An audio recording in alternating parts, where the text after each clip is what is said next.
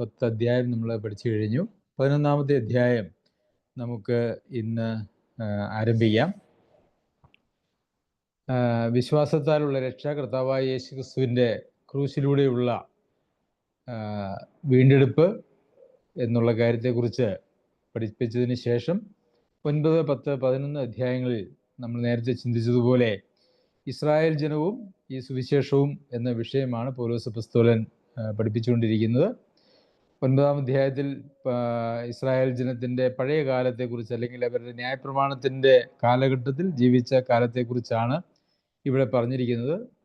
അതുപോലെ തന്നെ 10-ാമത്തെ അധ്യായത്തിൽ പൗലോസ് അപ്പോസ്തലൻ്റെ ഇസ്രായേൽ ജനത്തിൻ്റെ ഈ സുവിശേഷ കാലഘട്ടത്തിൽ എന്താണ് അവർക്ക് രക്ഷയ്ക്ക് വേണ്ടിയത്, അവർക്ക് വേണ്ടി എന്ത് ചെയ്തിരിക്കുന്നു എന്നുള്ള കാര്യങ്ങളും 11-ാമത്തെ അധ്യായത്തിൽ ഇപ്പോൾ നടക്കുന്നതും എന്നാൽ ഇനി ഭാവിയിൽ ഇസ്രായേലിൽ എന്ത് സംഭവിക്കും എന്നുള്ളതുമാണ് നമുക്ക് കാണാനായിട്ട് കഴിയുന്നത്. അപ്പോൾ 11-ാമത്തെ അധ്യായത്തിൽ ഇസ്രായേലിൻ്റെ ഇപ്പോഴത്തെ അവസ്ഥയുടെ കാരണവും അതുപോലെ തന്നെ എന്താണ് ഇസ്രായേലിന് ഒരു രാജ്യം എന്നുള്ള നിലയിൽ സംഭവിക്കുവാനായിട്ട് പോകുന്നത് എന്നുമാണ് പറഞ്ഞിരിക്കുന്നത്. ഞാനത് വീണ്ടും വീണ്ടും പറയുന്നത് നിങ്ങളുടെ മനസ്സിൽ ആ ഒരു കാര്യം ഉറപ്പിക്കുന്നതിന് വേണ്ടിയാണ്. 11-ാമത്തെ അധ്യായത്തിൽ നമുക്ക് ആരംഭിക്കാം. എന്നാൽ ദൈവം സ്വജനത്തെ തള്ളിക്കളഞ്ഞുവോ എന്ന് ഞാൻ ചോദിക്കുന്നു. ഒരു നാളുമില്ല. ഞാനും ഇസ്രായേലിനല്ലോ, അബ്രഹാമിൻ്റെ സന്തതിയിൽ ബെന്യാമീൻ ഗോത്രത്തിൽ ജനിച്ചവൻ തന്നെ. അപ്പോൾ സ്വജനത്തെ തള്ളിക്കളഞ്ഞുവോ എന്ന് ചോദിച്ചു.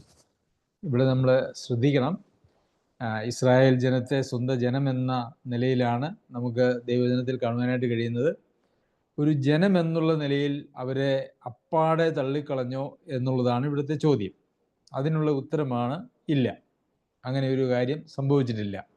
അതിന് ഉദാഹരണമായിട്ട് പൗലോസ് അപ്പോസ്തലൻ പറയുന്നത് തന്നെയാണ്.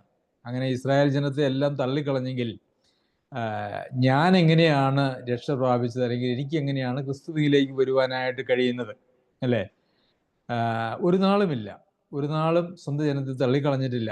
ഞാനും ഇസ്രായേലിനല്ലോ, അബ്രഹാമിൻ്റെ സന്തതിയിൽ ബെന്യാമീൻ ഗോത്രത്തിൽ ജനിച്ചവൻ തന്നെ.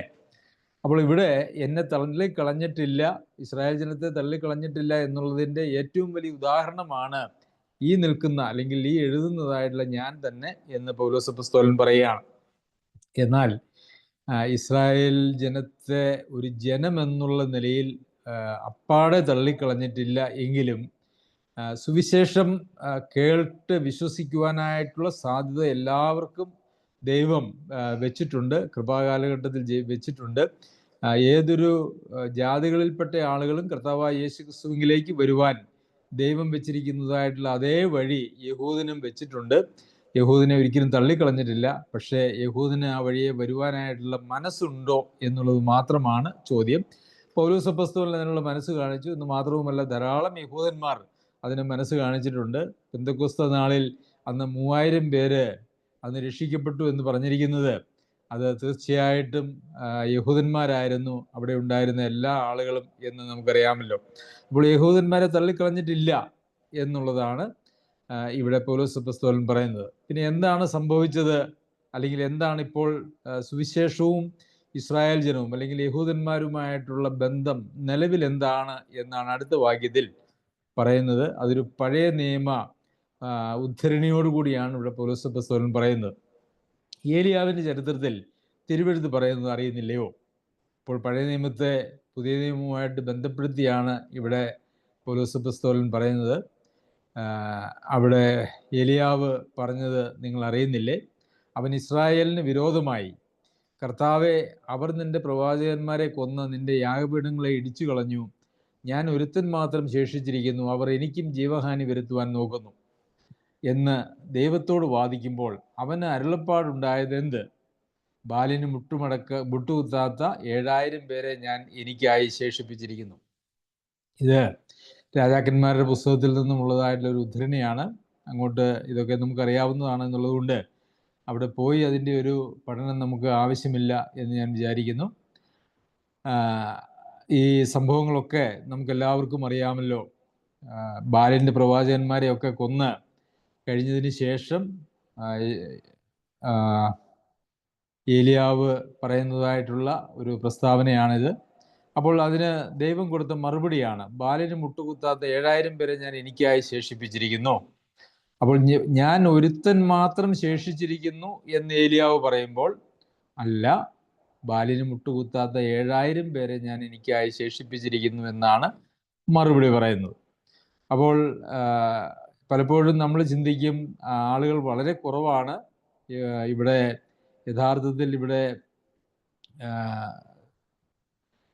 പൗലോസ് അപ്പോസ്തലൻ പറയുന്നത് യഹൂദന്മാരാരും രക്ഷിക്കപ്പെടാനായിട്ടുള്ള സാധ്യതയില്ല എന്നല്ല, യഹൂദന്മാർക്കും ഇതേ വഴിയിൽ രക്ഷിക്കപ്പെടുവാനായിട്ട് സാധിക്കും. കർത്താവായ യേശുക്രിസ്തുവിലൂടെ ദൈവസന്നിധിയിലേക്ക് വരുവാനായിട്ട് യഹൂദന്മാർക്ക് കഴിയും എന്ന് തന്നെയാണ് പൗലോസ് അപ്പോസ്തലൻ പറയുന്നത്. അതിന് ഉദാഹരണം എടുത്ത് പറയുന്നത്, ഞാൻ മാത്രമേ ഉള്ളൂ എന്ന് ഏലിയാവ് പറഞ്ഞപ്പോൾ അല്ല, 7000 പേരുണ്ട് എന്ന് തന്നെ. അങ്ങനെ ഏലിയാവിൻ്റെ കാലഘട്ടത്തിൽ ബാലിന് മുട്ടുമുടക്കിക്കൊണ്ടിരുന്ന ആ കാലഘട്ടത്തിൽ, ബാലിനെ ആരാധിക്കുന്നതായിട്ടുള്ള കാലഘട്ടത്തിൽ ഏലിയാവിനധികമായി 7000 പേരെ നിലനിർത്തിയിരിക്കുന്നത് പോലെ ഈ കാലത്തിലും കൃപയാലുള്ള തിരഞ്ഞെടുപ്പിൻ പ്രകാരം ഒരു ശേഷിപ്പുണ്ട്. കൃപയാലെങ്കിൽ പ്രവൃത്തിയാലല്ല, അല്ലെങ്കിൽ കൃപയല്ല.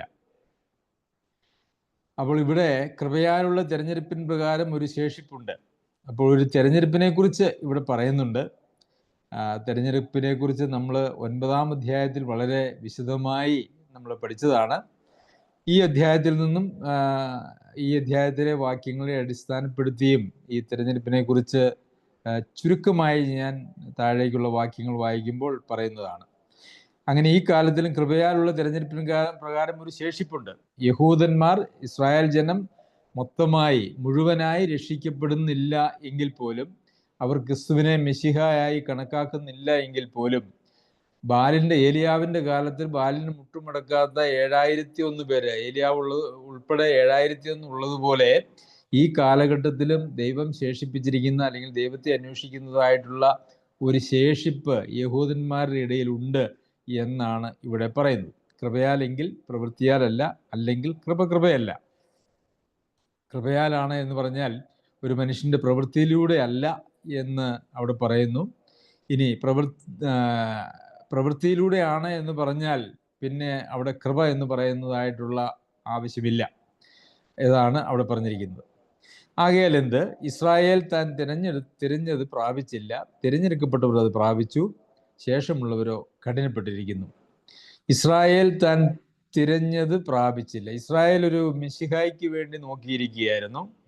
എന്നാൽ ആ മെശിഹ വന്നപ്പോൾ യഥാർത്ഥത്തിൽ അവർക്ക് ആ മെശിഹായെ മനസ്സിലാക്കുവാനായിട്ട് കഴിഞ്ഞില്ല. ഇസ്രായേൽ എന്ന് പറയുന്നത് ഇവിടെയും ഒരു രാജ്യം എന്നുള്ള നിലയിലാണ് എന്നുള്ളത് നാം ശ്രദ്ധിക്കണം. അത് നമ്മൾ ഓരോ വാക്കിനും പ്രാധാന്യമുണ്ട്, വാക്കുകൾക്കെല്ലാം പ്രാധാന്യമുണ്ട്. ഇസ്രായേൽ എന്ന് പറയുന്ന ഒരു ജനം, എന്നാൽ അവരിൽ ചിലര് തിരഞ്ഞെടുക്കപ്പെട്ടു എന്നുള്ളത് നമ്മൾ കാണുന്നുണ്ട്. ഇസ്രായേൽ താൻ തിരഞ്ഞത് പ്രാപിച്ചില്ല, തിരഞ്ഞെടുക്കപ്പെട്ടവർ അത് പ്രാപിച്ചു. ഈ തിരഞ്ഞെടുക്കപ്പെട്ടവർ എന്ന് പറഞ്ഞിരിക്കുന്നത് ഇസ്രായേൽ ജനത്തിൽ തന്നെ ഉള്ള ആളുകളെ കുറിച്ചാണ്.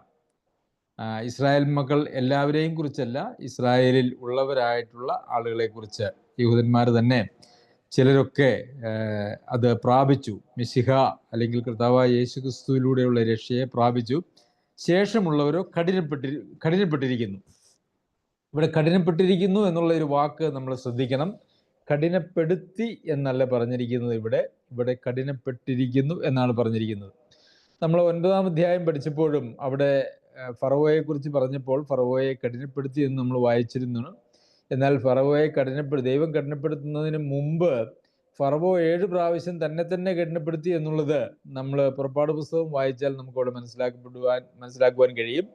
എന്ന് പറഞ്ഞതുപോലെ തന്നെ ഇവിടെ ശേഷമുള്ളവരോ കഠിനപ്പെട്ടിരിക്കുന്നു. ഈ കഠിനപ്പെടുക എന്ന് പറയുന്നത് യഥാർത്ഥത്തിൽ ദൈവവചനത്തിലെ സത്യങ്ങളെ മനസ്സിലാക്കുവാൻ അല്ലെങ്കിൽ അതിനോട് പ്രതികരിക്കുവാൻ മനസ്സില്ലാതെ, കൂടെ എത്ര കേട്ടിട്ടും മനസ്സില്ലാതെ സ്വന്തം താല്പര്യത്തിനനുസരിച്ച് നടക്കാൻ തീരുമാനിക്കുന്ന ഒരാളെ ദൈവം അവരുടെ സ്വന്തം വഴിക്ക് നടക്കുവാനായിട്ട് അനുവദിക്കുന്നതിനെയാണ് യഥാർത്ഥത്തിൽ കഠിനപ്പെടുത്തുക എന്ന് പറയുന്നത്. സ്വന്തം വഴിക്ക് നടക്കുന്നതിനെ സ്വയം കഠിനപ്പെടുത്തുക എന്നുള്ളതും, അങ്ങനെ നടക്കാൻ ദൈവം വിട്ടുകളയുന്നതിനെ ദൈവം കഠിനപ്പെടുത്തുന്നതായിട്ടും നമുക്ക് ദൈവജനത്തിൽ നിന്ന് മനസ്സിലാക്കുവാനായിട്ട് സാധിക്കും. അപ്പോൾ ഇസ്രായേൽ ജനം എന്ന് പറഞ്ഞ ഒരു രാജ്യമുണ്ട്. അവരിൽ തിരഞ്ഞെടുക്കപ്പെട്ടവരുണ്ട്, കഠിനപ്പെട്ടിരിക്കുന്നവരുമുണ്ട്. ഈ കഠിനപ്പെട്ടത് അവരെ കേൾക്കാൻ കർത്താവ് 3.5 വർഷത്തോളം ഇസ്രായേലിൻ്റെ വീഥികളിലൂടെ സുവിശേഷവും പ്രസംഗിച്ച് നടക്കുന്നുണ്ടായിരുന്നു. എന്നാൽ കർത്താവിൻ്റെ കൂടെ കുറച്ച് ആളുകളൊക്കെ കുറച്ച് കാലത്തേക്ക് കൂടി അത്ഭുതങ്ങൾ കാണുവാനും രോഗസൗഖ്യം പ്രാപിക്കുവാനും വചനം കേൾക്കുവാനും ഒക്കെ കുറേ ആളുകൾ കൂടി. എന്നാൽ അവർ ബഹുഭൂരിപക്ഷം വരുന്നതായിട്ടുള്ള ആളുകളും അങ്ങനെ ആ അപ്പം തിന്നവരും സൗഖ്യം പ്രാപിച്ചവരും ഒക്കെ അവനെ കൊന്നുകളക എന്ന് പറഞ്ഞുകൊണ്ട് അവനെതിരെ പ്രവർത്തിച്ചു എന്നുള്ളതും നമുക്ക് കാണുവാനായിട്ട് സാധിക്കും. അപ്പോൾ അവർ കേട്ടതായിട്ടുള്ള സുവിശേഷത്തോട്, അവർ കണ്ടതായിട്ടുള്ള മെശിഹായെ അവർക്ക് ഉൾക്കൊള്ളുവാനായിട്ട് ഒരിക്കലും കഴിഞ്ഞിരുന്നില്ല. ശത്രുതയോട് കൂടിയാണ് അവർ കർത്താവിനോട് സമീപിച്ചത് എന്നുള്ളത് നമുക്ക് കാണാനായിട്ട് കഴിയും. വീണ്ടും ഇവിടെ ഒരു പഴയ നിയമത്തിലെ ഒരു കൊട്ടേഷനാണ് കൊണ്ടുവരുന്നത്.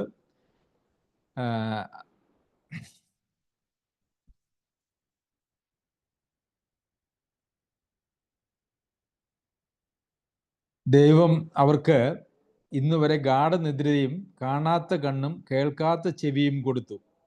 ദൈവം ഇന്ന് വരെ അവർക്ക് ഗാഠനിദ്ര, കാണാത്ത കണ്ണ്, കേൾക്കാത്ത ചെവി, ഇത് പഴയ നിയമത്തിലും നമുക്കിത് കാണാനായിട്ട് സാധിക്കും. യിരെമ്യാവിൻ്റെ പുസ്തകത്തിൽ 5:21 കണ്ണുണ്ടായിട്ട് കാണാതെയും ചെവി ഉണ്ടായിട്ടും കേൾക്കാതെയും ഇരിക്കുന്ന മൂഢന്മാരും ബുദ്ധിഹീനരുമായ ജനമേ ഇത് കേൾപ്പിൻ എന്ന് നമ്മൾ വായിക്കുന്നുണ്ട്. യെഹെസ്കേലിൻ്റെ പുസ്തകം 12:2 മനുഷ്യപുത്ര നീ മത്സരഗ്രഹത്തിൻ്റെ നടുവിൽ പാർക്കുന്നു, കാണുവാൻ കണ്ണുണ്ട്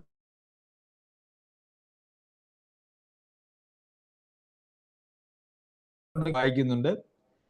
അതുപോലെ തന്നെ മത്തായി എഴുതിയ സുവിശേഷത്തിലും അതുകൊണ്ട് അവർ കണ്ടിട്ട് കാണാതെയും കേട്ടിട്ട് കേൾക്കാതെയും ഗ്രഹിക്കാതെയും ഇരിക്കിയാൽ ഞാൻ ഉപമകളായി അവരോട് സംസാരിക്കുന്നു എന്ന് നമ്മൾ വായിക്കുന്നു. അപ്പോൾ ദൈവം നമുക്ക് കണ്ണും കാതും ഒക്കെ നൽകിയിരിക്കുന്നത് ദൈവത്തിൻ്റെ വചനം കേൾക്കാനും അത് കേട്ട് അനുസരിക്കുന്നതിനും വേണ്ടിയാണ്. എന്നാൽ അതിന് കൂട്ടാക്കാത്തതായ ഒരു വിഭാഗം ആളുകളായിട്ട് ആ കാലഘട്ടത്തിലെ ആളുകൾ തീർന്നു. അത് അന്ന് മാത്രമല്ല, ഇന്നും അത് ബാധകമായിട്ടുള്ള ഒരു കാര്യമാണ്.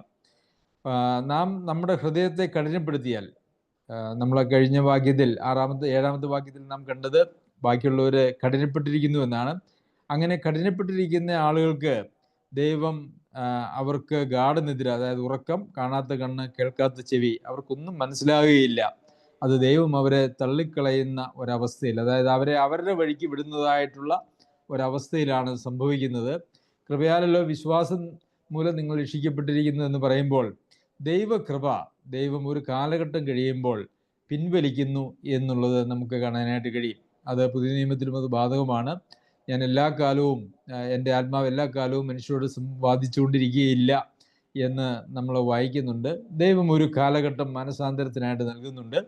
ആ മാനസാന്തരപ്പെടാൻ ദൈവം അനുവദിക്കുന്നതായിട്ടുള്ള ആ കാലഘട്ടത്തിൽ മാനസാന്തരപ്പെടാൻ നാം കൂട്ടാക്കാതെ നിരന്തരമായ ദൈവവചനത്തോട്, ദൈവിക പ്രമാണങ്ങളോട് മത്സരിച്ചു കഴിഞ്ഞാൽ നമുക്ക് മാനസാന്തരപ്പെടാൻ കഴിയാത്തതായിട്ടുള്ളൊരു സാഹചര്യം നമുക്ക് വരുവാനായിട്ടുള്ള സാധ്യതയുണ്ട്.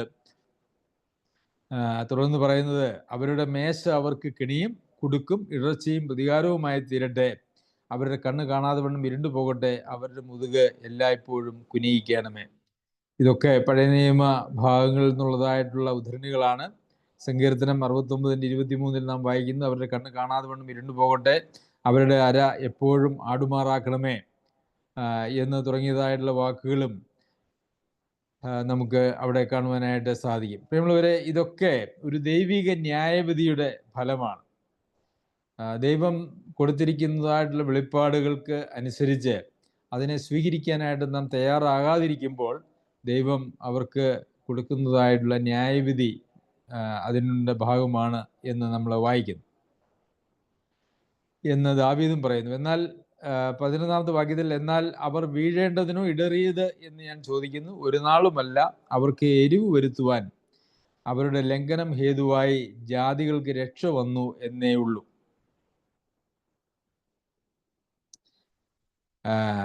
എന്നാൽ വീഴേണ്ടതിനോ ഇടറിയത് എന്ന് ഞാൻ ചോദിക്കുന്നു, ഒരു നാളുമല്ല, അവർ വീഴേണ്ടതിന് വേണ്ടി അല്ല ഇടറിയത്, എന്നാൽ അവർക്ക് എരിവ് വരുത്തുവാൻ അവരുടെ ലംഘനം ഹേതുവായി ജാതികൾക്ക് രക്ഷ വന്നു എന്ന് മാത്രമേ ഉള്ളൂ.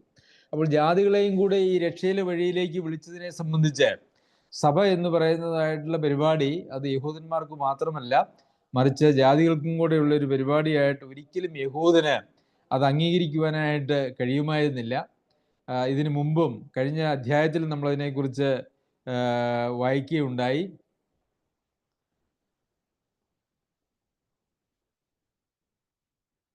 കഴിഞ്ഞ അധ്യായത്തിൽ അതിൻ്റെ 19-ാമത്തെ വാക്യത്തിൽ, എന്നാൽ ഇസ്രായേൽ ഗ്രഹിച്ചില്ലയോ എന്ന് ഞാൻ ചോദിക്കുന്നു, ജനമല്ലാത്തവരെ കൊണ്ട് ഞാൻ നിങ്ങൾക്ക് എരിവ് വരുത്തും, മൂഢജാതിയെ കൊണ്ട് നിങ്ങൾക്ക് കോപം ജനിപ്പിക്കും എന്ന് ഒന്നാമത് മോശ പറയുന്നു. യെശയ്യാവ്, എന്നെ അന്വേഷിക്കാത്തവർ എന്നെ കണ്ടെത്തി, എന്നെ ചോദിക്കാത്തവർക്ക് ഞാൻ പ്രത്യക്ഷനായി എന്ന് ധൈര്യത്തോടെ പറയുന്നു. അപ്പോൾ ഈ ഇസ്രായേൽ ജനത്തെയല്ല, ജാതികളെ സഭയുടെ ഭാഗമായി, ക്രിസ്തുവിൻ്റെ മണവാട്ടിയായിരിക്കുന്ന സഭയുടെ ഭാഗമായി വിളിച്ചു എന്നുള്ളത് യഹൂദന്മാർക്കൊരു ഭയങ്കര ഇടർച്ചയാണ്, അവർക്കതൊരു വലിയ കണ്ണിക്കടിയാണ് എന്നുള്ളത് നമുക്ക് കാണാനായിട്ട് കഴിയും. അപ്പോൾ അവർ ഇടറിയതിൻ്റെ ഫലമായിട്ട് ആ രക്ഷയുടെ സന്ദേശം യഥാർത്ഥത്തിൽ ജാതികളുടെ ഇടയിലേക്കും ദൈവം നീട്ടി എന്ന് നമുക്ക് കാണാനായിട്ട് സാധിക്കും. എന്നാൽ അവരിടറിയില്ലായിരുന്നുവെങ്കിലും രക്ഷ എന്ന് പറയുന്നത് എല്ലാവർക്കും ഉള്ളതാണ് എന്നുള്ളത് നമുക്കറിയാം. അത് യഹൂദന്മാർക്ക് വേണ്ടി മാത്രമല്ല, അബ്രഹാമിന് കൊടുത്ത വാഗ്ദത്തം പോലും നിന്റെ സന്തതി കടൽക്കരയിലെ മണൽത്തിരി പോലെയാകും എന്നുള്ളതായിട്ടുള്ള വാഗ്ദത്തം കർത്താവായ യേശുക്രിസ്തുവിലൂടെ രക്ഷിക്കപ്പെടുവാൻ പോകുന്നതായിട്ടുള്ള, ഉലകത്തിൽ എല്ലാ കാലത്തിലും ജീവിച്ചിരിക്കുന്ന എല്ലാവരും ഉൾപ്പെടുന്നതായിട്ടുള്ള ഒരു ഗ്രൂപ്പിനാണ് എന്ന് നമുക്ക് കാണുവാനായിട്ട് കഴിയുമല്ലോ. അപ്പോൾ ജാതികൾക്ക് രക്ഷ വന്നു. അപ്പോൾ പത്രോസ് അപ്പോസ്തലൻ പ്രത്യേക ദർശനം കൊടുത്തുകൊണ്ട് സുവിശേഷം ജാതികളിലേക്കും പടർത്തുകയും അതുപോലെ തന്നെ ജാതികളുടെ അപ്പോസ്തലനായി പൗലോസ് അപ്പോസ്തലനെ നിയമിക്കുകയും ചെയ്തു എന്നുള്ളത് നമുക്ക് കാണുവാനായിട്ട് സാധിക്കും. അപ്പോൾ ഇവിടെ അവർക്ക് എരിവ് വരുത്തുവാൻ, അവരുടെ ലംഘനം ഹേതുവായി ജാതികൾക്ക് രക്ഷ വന്നു എന്നേ ഉള്ളൂ എന്ന് പറയുന്നു. അതിനുശേഷം അവരുടെ നഷ്ടം ജാതികൾക്ക് സമ്പത്ത് വരുത്തുവാൻ കാരണമായെങ്കിൽ അവരുടെ യഥാസ്ഥാനം എത്രയധികം. അപ്പോൾ അവരുടെ ലംഘനം ലോകത്തിന് ധനവും, അവരുടെ നഷ്ടം ജാതികൾക്ക് സമ്പത്തും. അവര് കർത്താവിനെ തള്ളിക്കളഞ്ഞ് കർത്താവിനെ ക്രൂശിച്ചു എന്നുള്ളത് കൊണ്ട് അവരൊരു ശേഷിപ്പ് മാത്രമേ സുവിശേഷത്താൽ അടുത്തു വന്നിട്ടുള്ളൂ എന്നുള്ളത് നമ്മൾ കണ്ടു. അതിൻ്റെ ഫലമായി ജാതികളുടെ ഇടയിലേക്കും ഒരു രക്ഷയുടെ കൈ കർത്താവ് നീട്ടിയപ്പോൾ തന്നെ യഥാർത്ഥത്തിൽ ഇസ്രായേലിൻ്റെ അടുക്കൽ നിന്നും കൈ പിൻവലിച്ചിട്ടില്ല, ഒരു ശേഷിപ്പുണ്ട് എന്നുള്ളത് നമ്മൾ കണ്ടുവല്ലോ. കഴിഞ്ഞ അധ്യായത്തിൻ്റെ 21-ാം വാക്യത്തിൽ ഇസ്രായേലിനെ കുറിച്ചോ അനുസരിക്കാത്തതും മറുത്തു പറയുന്നതുമായ ജനത്തിലേക്ക് ഞാൻ ഇടപെടാതെ കൈ നീട്ടി എന്ന് നമ്മൾ വായിച്ചാണ് നമ്മൾ പോന്നിരിക്കുന്നത്. അപ്പോൾ ഇസ്രായേൽ ജനത്തിനും ഈ നാളുകളിൽ രക്ഷിക്കപ്പെടുവാനായിട്ട് കർത്താവായ യേശുക്രിസ്തു മുഖാന്തരം സാധിക്കും എന്ന് നമുക്ക് അവിടെ കാണുവാനായിട്ട് സാധിക്കും. വീണ്ടും ഞാൻ എൻ്റെ സ്വജാതിക്കാർക്ക്, 14-ാമത്തെ വാക്യത്തിൽ, ജാതികളുടെ അപ്പസ്തോലനായിരിക്കാൽ ഞാൻ എൻ്റെ സ്വജാതിക്കാർക്ക് വല്ല വിധേനയും സ്പർദ്ധ ജനിപ്പിച്ച് അവരിൽ ചിലരെ രക്ഷിക്കാമെങ്കിലോ എന്ന് വെച്ച് ഞാൻ എൻ്റെ ശുശ്രൂഷയെ പുകഴ്ത്തുന്നു. ഞാൻ നേരത്തെ സൂചിപ്പിച്ചു വരുന്നല്ലോ, തെരഞ്ഞെടുപ്പിൻ പ്രകാരമുള്ള ഒരു ശേഷിപ്പ് എന്ന് നമ്മൾ ഈ അധ്യായത്തിൽ 5-ാമത്തെ വാക്യത്തിലും 5 മുതൽ 7 വരെയുള്ള വാക്യങ്ങൾ നമ്മൾ വായിക്കുകയുണ്ടായി. അങ്ങനെ ഈ കാലത്തിലും കൃപയാലുള്ള തിരഞ്ഞെടുപ്പിൻ പ്രകാരം ഒരു ശേഷിപ്പുണ്ട്,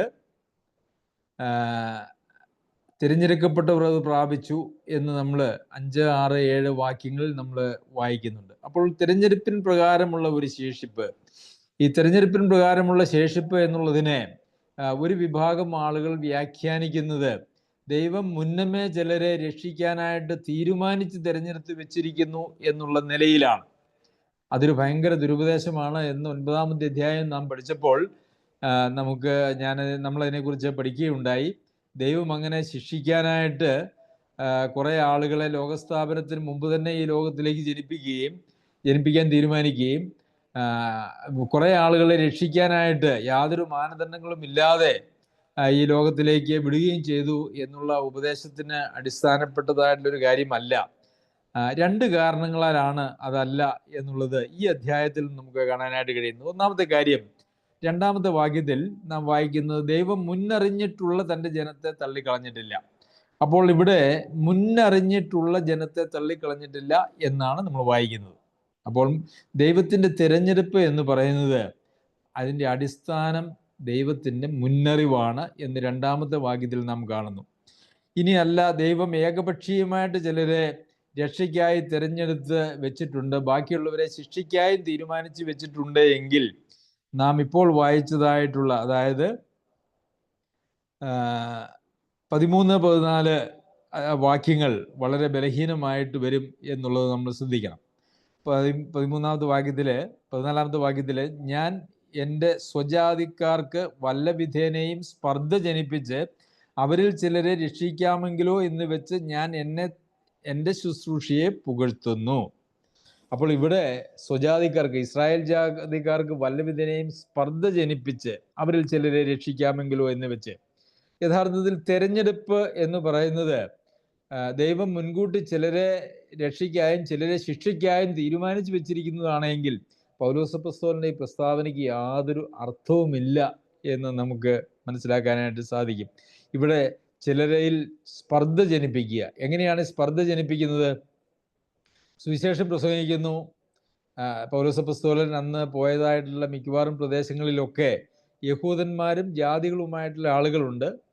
നമുക്കറിയാമല്ലോ, ബാബിലോണിയക്കാരും അസീറിയക്കാരും വന്ന് ഇസ്രായേൽ ജനത്തെ വളരെ ചിതറിച്ചു കളഞ്ഞു. അതിനുശേഷം റോമൻ സാമ്രാജ്യം വന്ന് ഇസ്രായേൽ മക്കളെ അവിടെ നിന്നൊക്കെ ചിതറിച്ച് അന്നത്തെ ആ അറിയപ്പെടുന്നതായിട്ടുള്ള യൂറോപ്പ്, മിഡിൽ ഈസ്റ്റ് മുതലായിട്ടുള്ള മേഖലകളിലേക്കെല്ലാം യഹൂദന്മാർ ചിതറിപ്പോയി. അങ്ങനെയുള്ള ചിതറിപ്പോയതായിട്ടുള്ള പ്രദേശങ്ങളിലേക്കൊക്കെ പൗലോസ് അപ്പോസ്തലൻ സുവിശേഷവുമായിട്ട് പോകുമ്പോൾ അവിടെയൊക്കെ പല സ്ഥലങ്ങളിലും യഹൂദന്മാരും യവനന്മാരും അല്ലെങ്കിൽ ജാതികളുമായിട്ടുള്ള ആളുകൾ ഉണ്ടായിരുന്നു. റോമാ നഗരത്തിലുള്ള സഭയിലും അങ്ങനെയുള്ള ആളുകൾ ഉണ്ടായിരുന്നു എന്ന് നമുക്ക് കാണുവാനായിട്ട് സാധിക്കും. അപ്പോൾ അവരുടെ ഇടയിലേക്ക് സുവിശേഷവുമായി ക്രിസ്തുവിനെ പ്രസംഗിച്ചുകൊണ്ട് ചെല്ലുമ്പോൾ ഈ പഴയ നിയമ പുസ്തകമാണ് അവിടെ യഹൂദന്മാരോട് സംസാരിക്കുമ്പോൾ യേശുക്രിസ്തുവാണ് മെശിഹ എന്ന് തെളിയിക്കുന്നതിന് വേണ്ടി പൗലോസ് അപ്പോസ്തലൻ ഉപയോഗിച്ചുകൊണ്ടിരിക്കുന്നത്. അപ്പോൾ ഈ സുവിശേഷം കേൾക്കുന്നതായിട്ടുള്ള ജാതികളായിട്ടുള്ള ആളുകൾ സുവിശേഷം വിശ്വസിക്കുകയും അവരുടെ രക്ഷയിലേക്ക് വരികയും ചെയ്യുന്നു. അപ്പോൾ ജാതികളോട് പ്രസംഗിക്കുമ്പോൾ ഇങ്ങനെ യഹൂദന്മാർക്ക് കൊടുത്തിരിക്കുന്നതായിട്ടുള്ളൊരു പുസ്തകമുണ്ട്. അതിലൂടെ മനുഷ്യന്റെ രക്ഷയ്ക്കായിട്ട് വരുന്നതായിട്ടുള്ള ഒരു മെശിഹായെക്കുറിച്ച് പറയുന്നുണ്ട്. ഈ മെശിഹായുടെ വരവ് എന്ന് പറയുന്നത് മനുഷ്യന്റെ വീഴ്ച മുതൽ, ആദം ഹവ്വ വീണത് മുതൽ ഉണ്ടായതായിരിക്കുന്ന ഒരു വാക്തത്വത്തിന്റെ, ദൈവിക വാക്തത്വത്തിന്റെ പൂർത്തീകരണമാണ് എന്ന് പറഞ്ഞുകൊണ്ട് ജാതികളോട് സുവിശേഷം പറയുമ്പോൾ, യേശുക്രിസ്തുവിനെ കുറിച്ച് പറയുമ്പോൾ അത് ജാതികൾ വിശ്വസിക്കുകയും യഹൂദന്മാരിൽ നിന്ന് വരുന്നതായിട്ടുള്ള ആളുകൾ അത് വിശ്വസിക്കാതിരിക്കുകയും ചെയ്യുന്നു. അപ്പോൾ ബൈബിളിനെ, പഴയ നിയമത്തെ തന്നെ അധികരിച്ച് പറയുമ്പോൾ പഴയ നിയമം കയ്യിലുള്ള യഹൂദന്മാരൊക്കെ വിശ്വസിക്കാനായിട്ട് കഴിയുന്നില്ല. ഈ പഴയ നിയമം ലഭിക്കാത്തതായിട്ടുള്ള ജാതികൾക്ക് അത് വിശ്വസിക്കുവാനായിട്ട് കഴിയുന്നു. പ്രിയമുള്ളവരെ, അത് കണ്ടു കഴിയുമ്പോൾ യഹൂദന്മാർക്കൊരു വല്ലാത്ത പ്രശ്നമുണ്ട്, അവർക്കൊരു വല്ലാത്ത കഷ്ടമുണ്ട്. കാരണം അവരുടെ കയ്യിലിരിക്കുന്ന പുസ്തകത്തെ വിശ്വസിക്കാത്ത അവരും, അവരുടെ പുസ്തകം ലഭിച്ചിട്ടില്ലാത്ത കാര്യങ്ങൾ വിശ്വസിക്കുന്നതായിട്ടുള്ള യഹൂദന്മാരും, അതാണ് ഈ അവർക്ക് സ്പർദ്ധ ജനിപ്പിച്ച് അവരിൽ ചിലരെ രക്ഷിക്കാമെങ്കിലോ എന്ന് വെച്ച് ഞാൻ എൻ്റെ ശുശ്രൂഷയെ പുകഴ്ത്തുന്നു എന്ന് പറഞ്ഞിരിക്കുന്നതിന് കാരണം. അപ്പോൾ ഇത് ദൈവം രക്ഷയ്ക്കായിട്ട് ചില ആളുകളെ തിരഞ്ഞെടുത്ത് തീരുമാനിച്ച് വെച്ചിരിക്കുന്നെങ്കിൽ ഈ ഒരു പ്രയോഗത്തിൻ്റെതായിട്ടുള്ള യാതൊരു ആവശ്യവുമില്ല വിചാരിച്ച് പൗലോസ് അപ്പോസ്തലൻ അതിന് അധ്വാനിക്കേണ്ടതായിട്ടുള്ള ആവശ്യവുമില്ല എന്നുള്ളത് നമ്മളുടെ സാമാന്യ ബുദ്ധിക്ക് തന്നെ നിരക്കുന്നതായിട്ടുള്ള കാര്യമാണ്. ഈ തിരഞ്ഞെടുപ്പ് എന്ന് പറയുന്നിടത്തൊക്കെ യഥാർത്ഥത്തിൽ മുന്നറിവിനെ കുറിച്ച് പറയുന്നുണ്ട്. പത്രോസ് അപ്പോസ്തലൻ എഴുതിയ ലേഖനത്തിലും ഇതേ ലേഖനത്തിൻ്റെ 8-ാം അധ്യായത്തിലും നാം ഈ മുന്നറിവ് എന്ന് പറഞ്ഞത് നമ്മൾ വായിക്കുകയും അതിനെക്കുറിച്ച് ചിന്തിക്കുകയും ചെയ്തു. പ്രിയമുള്ളവരെ, ദൈവം ചിലരെ നാശത്തിനായിട്ട് മുൻ നിയമിച്ചുവെന്നും ദൈവം ചിലരെ രക്ഷയ്ക്കായിട്ട് മുൻ നിയമിച്ചു എന്നും പറയുന്നത് ദൈവത്തിൻ്റെ അടിസ്ഥാന സ്വഭാവ ഗുണമായിരിക്കുന്ന നിഷ്പക്ഷത അല്ലെങ്കിൽ നീതി എന്ന് പറയുന്നതിന് വിരുദ്ധമായിട്ടുള്ള ഒരു കാര്യമാണ് എന്നുള്ളത് മനസ്സിലാക്കുവാനായിട്ട് യാതൊരു ബുദ്ധിമുട്ടുമില്ല. അതിന് വലിയ ദൈവശാസ്ത്രത്തിലുള്ള അഗാധമായിട്ടുള്ള പഠനത്തിൻ്റെയും ആവശ്യമില്ല. ദൈവസ്നേഹത്തെയും ദൈവനീതിയെയും നമ്മുടെ സാമാന്യ ബുദ്ധിയിൽ മനസ്സിലാക്കുവാനായിട്ട് നമുക്ക് കഴിയുന്നതായിട്ടുള്ള ഒരു കാര്യമാണ്. ഇതൊക്കെ 1-ാം നൂറ്റാണ്ടിലെ ഈ കാലഘട്ടത്തിലെ പോലെയല്ല. അന്ന് ആളുകൾ എത്രയോ ദൈവവചനം അവരുടെ കൈകളിൽ യഥാർത്ഥത്തിൽ ഇന്ന് നമുക്കുള്ളതുപോലെ ഇല്ല. ബുദ്ധിയിലും അതുപോലെ തന്നെയുള്ള എല്ലാ കാര്യങ്ങളിലും അനേക വ്യത്യാസം ഈ നാളുകളിൽ ഈ ലോകത്തിൽ വന്നിട്ടുണ്ട്. പഠനങ്ങൾ ഏറെ വർദ്ധിച്ചിട്ടുണ്ട്. ഈ പഠനങ്ങൾ വർദ്ധിച്ചു വരുന്തോറും യഥാർത്ഥത്തിൽ മനുഷ്യൻ ദൈവജനത്തെ കൂടുതൽ കൂടുതൽ കൂട്ടിക്കളയുന്നതിനെക്കുറിച്ചും അല്ല എങ്കിൽ ദൈവിക സ്വഭാവത്തെ തന്നെ ത്യജിക്കുന്നതിനെ കുറിച്ചുമാണ് ഇന്ന് പഠിപ്പിച്ചുകൊണ്ടിരിക്കുന്നത് എന്നുള്ളത് നമുക്ക് കാണുവാനായിട്ട് സാധിക്കും. അപ്പോൾ ഇവിടെ വല്ലവിധനെയും സ്പർദ്ധ ജനിപ്പിച്ച് അവരെ ചിലരെ രക്ഷിക്കാമെങ്കിലോ എന്ന് വെച്ച് ഞാൻ എൻ്റെ ശുശ്രൂഷയെ പുകഴ്ത്തുന്നു. ഇതിനെ സംബന്ധിച്ച് നാം ചിന്തിച്ചപ്പോൾ, കഴിഞ്ഞ അധ്യായം വായിച്ചപ്പോഴും തുടങ്ങിയപ്പോഴും ഈ അധ്യായത്തിലും ആദ്യം നമുക്കൊരു കാര്യം കാണുവാനായിട്ട് സാധിക്കും. കഴിഞ്ഞ അധ്യായം വായിച്ചപ്പോൾ അവർ രക്ഷിക്കപ്പെടണം എന്ന് തന്നെ എൻ്റെ ഹൃദയവാഞ്ചയും അവർക്ക് വേണ്ടി ദൈവത്തോടുള്ള യാചനയും ആകുന്നു എന്ന് നമ്മൾ വായിക്കുകയുണ്ടായി. ഈ അധ്യായത്തിലും അവർ എങ്ങനെയെങ്കിലും രക്ഷിക്കപ്പെടണം എന്നുള്ളതാണ് തൻ്റെ ആഗ്രഹം എന്ന് പറയുന്നു. അതിന് പ്രാർത്ഥന, മറ്റുള്ളവരെ രക്ഷയ്ക്ക് വേണ്ടി പ്രാർത്ഥന എന്നുള്ളതല്ല ഇവിടെ പൗലോസ് അപ്പോസ്തലൻ കൊണ്ടുവരുന്നതായിട്ടുള്ള പ്രമാണം എന്ന് പറയുന്നത് അവരോട് സുവിശേഷം അറിയിക്കുക എന്നുള്ളതാണ്. അപ്പോൾ സുവിശേഷം അറിയിക്കുന്നതിനോട് ചേർന്ന് പ്രാർത്ഥനയ്ക്ക് യാതൊരു കുഴപ്പവുമില്ല എങ്കിൽ തന്നെയും ആളുകൾ ആകർഷിക്കപ്പെടേണ്ടത് ദൈവസ്നേഹം ഊന്നി പറയുന്നതായിട്ടുള്ള സുവിശേഷത്തിലൂടെയാണ്, അല്ലെങ്കിൽ ദൈവം ലോകത്തെ സ്നേഹിച്ചതായിട്ടുള്ള ആ സുവിശേഷത്തിന് വഴങ്ങുന്നതിലൂടെയാണ് എന്ന് നമുക്കറിയാം. അതല്ലാതെ നാം ഏറെ പ്രാർത്ഥിച്ച് ആളുകളെ രക്ഷയിലേക്ക് നയിക്കാം എന്ന് ചിന്തിക്കുന്നത്, അങ്ങനെ ഒരു പരിപാടി പൊതുപ്രമാണം ബൈബിളിൽ ഇല്ല എന്നുള്ളത് നമുക്ക് കാണുവാനായിട്ട് കഴിയും.